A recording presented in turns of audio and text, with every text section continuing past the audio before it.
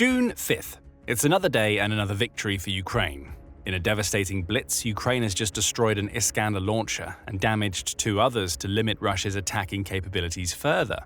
The Kyiv Independent was among the first outlets to break the story on June 5th. It says that Ukrainian forces launched their own targeted missile strike against what it calls a concentration of Russian missile troops near the city of Klinsy, nestled in the Bryansk Oblast, which itself has been a constant target for Ukraine over the last few months. That concentration of Russian troops is now gone. Footage shared to Telegram by the General Staff of the Ukrainian military seems to show the outcome of the strike. We can't see too much. What appears to be a Ukrainian reconnaissance drone is filming from a high altitude. Initially, all we can see is a forested area in the Russian countryside, but a slightly closer examination reveals smoke emanating from that forested area. Several seconds pass, then sparks fly. To the center right of the footage, a massive explosion is recorded that is likely the result of a Ukrainian missile strike that decimated the Iskander missile base. The General Staff claims that the latest Ukrainian strike decimated an Iskander missile launcher and caused serious damage to two others. That's massive. It means a trio of the launchers Putin uses to bombard Ukrainian cities near the border with Russia are out of commission. The General Staff also released a simple statement saying, "Thanks to effective reconnaissance and the coordinated efforts of the armed forces and the security service of Ukraine, the targets were successfully hit." Ukraine also added that no civilian casualties were reported during the strike and that further assessments were ongoing to assess the true extent of the damage caused. More details come from the Defense Express's report on the incident. It says that several units of the armed forces of Ukraine worked alongside Ukraine's security service and several other Ukrainian defense forces to pull off the strike in Bryansk.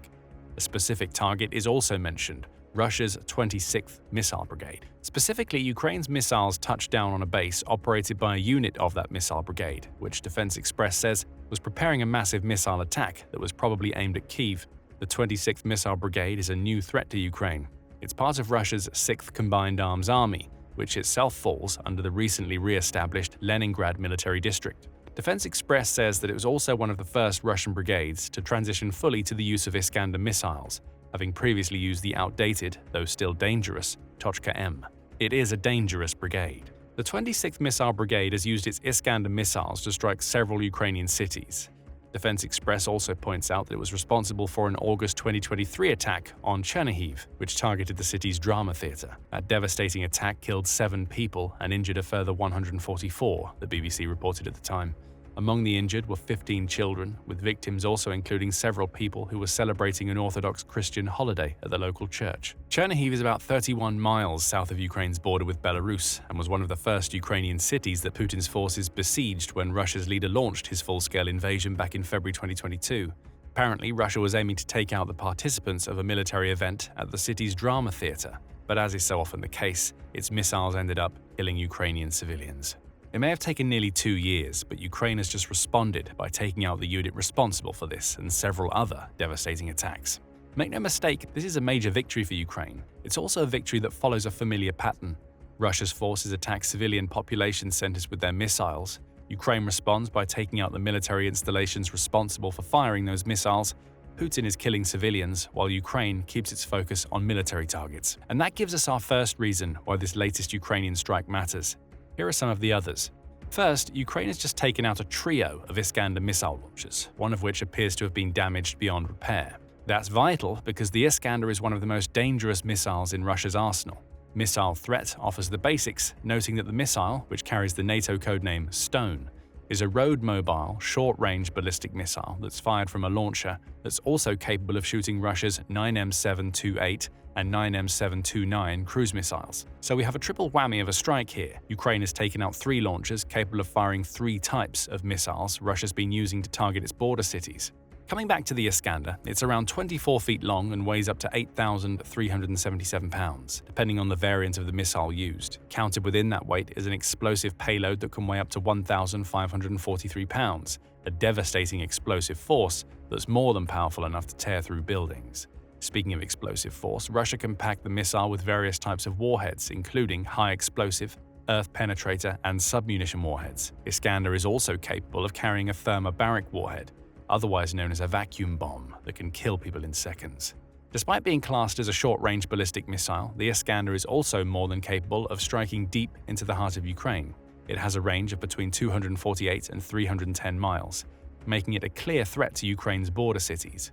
Based on the 2023 Chernihiv strike, we can also safely assume that Russia has stationed some of these missiles in Belarus, allowing it to hit targets that it otherwise wouldn't have been able to reach from the now-destroyed Bryansk base. Militarny offers more details, labeling the Iskander as a weapon of missile terror. It says that the work first began on the development of this terrifying missile back in December 1988. However, that doesn't make it a Soviet-era relic. It took Russia almost 2 decades to get the Iskander up to spec, particularly when it came to the missile's ability to conduct precision strikes, and it wasn't introduced into service until 2006.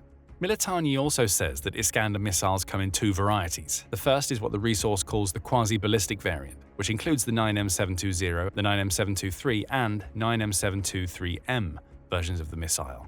These are the variants that missile threat statistics cover. Militarny says that one of the reasons this ballistic version of the missile is so dangerous is that it can reach an altitude of up to 31 miles, making it almost impossible for most of Ukraine's air defense units to pick it off. The cruise version of the missiles, including the 9M728, don't follow ballistic trajectories. Instead, they use terrain-following flight paths and advanced guidance systems to stay low and precise, making them harder to detect and giving them the flexibility to adjust timing based on their target. Russia loves using the Iskander. It saw its first use during the short-lived war between Russia and Georgia, with Russia using it to attack the cities of Gori and Poti, as well as the Baku-Supsa pipeline.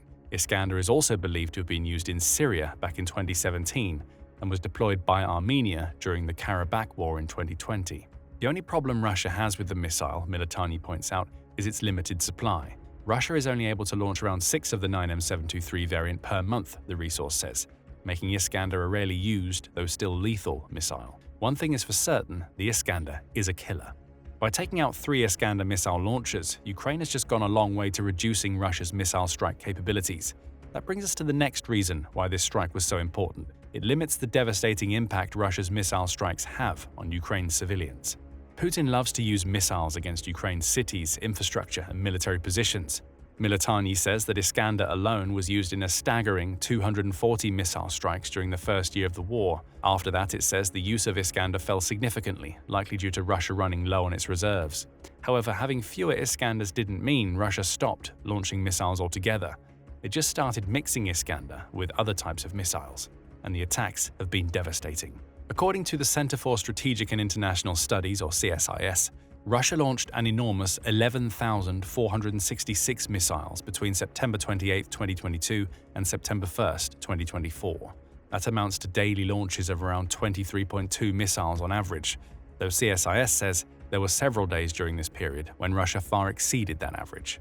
Its record was a single day when Russia launched 82 missiles, with CSIS noting that these high-intensity days tend to correspond with Russia launching certain military operations or major developments on the battlefield. More on that in a moment.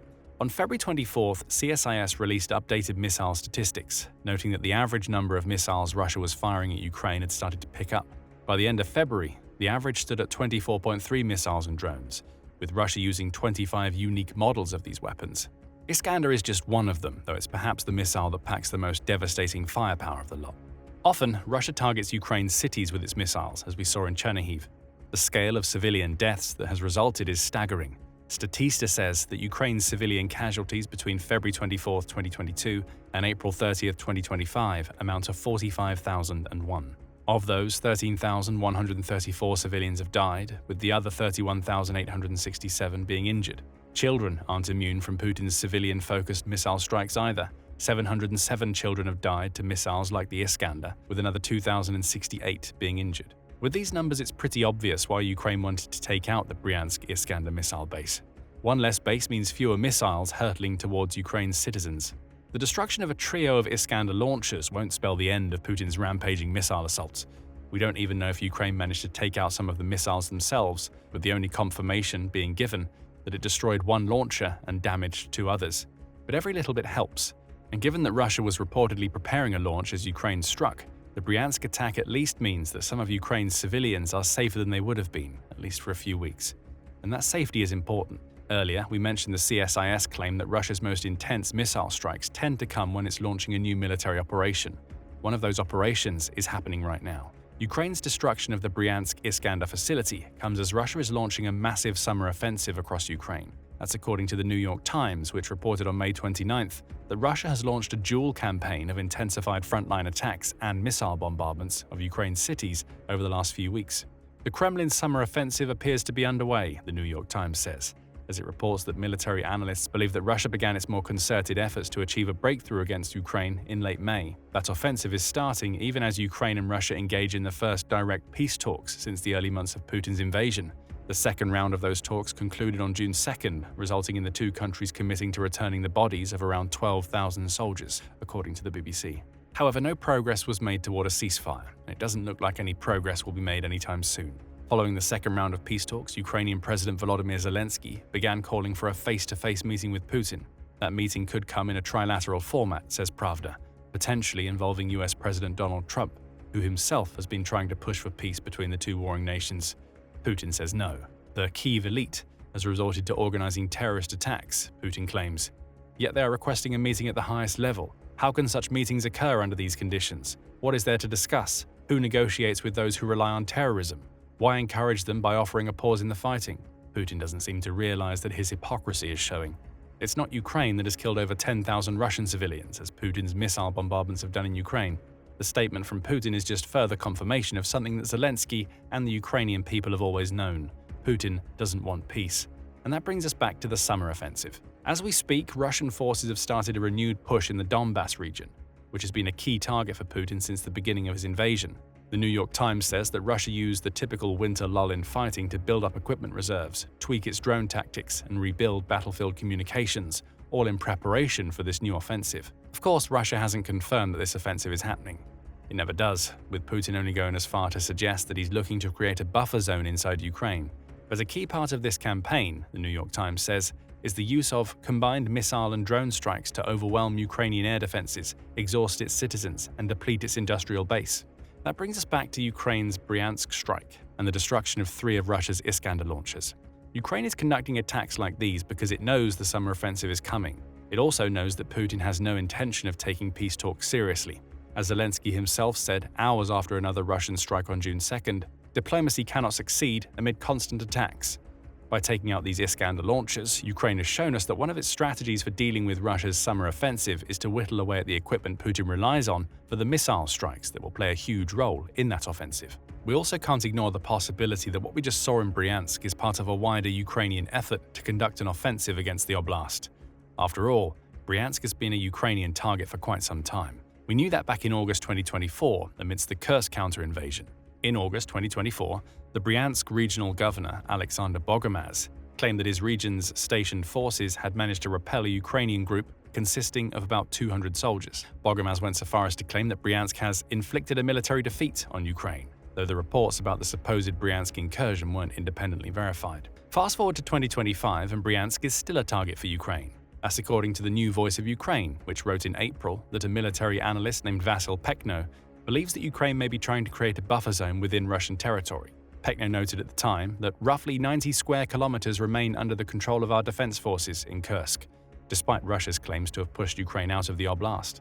He also pointed out that Zelensky had officially confirmed a Ukrainian operation in the other Russian border oblast of Belgorod before he posed an interesting question. Why not consider the possibility that this could be a move into Bryansk Oblast? It will be a logical next step in creating additional pressure points on the Russian Federation. Perhaps Pekno is onto something. After all, it was only on June 1st that Russia was reporting on the collapse of several bridges in its border oblasts, including one in Bryansk. DW reports that Bogomaz claims that those bridge collapses resulted in civilian casualties. There are 7 dead as a result of the collapse of a bridge onto railway tracks, Bogomaz claimed. More than 60 are injured, including 3 children, with 1 in critical condition.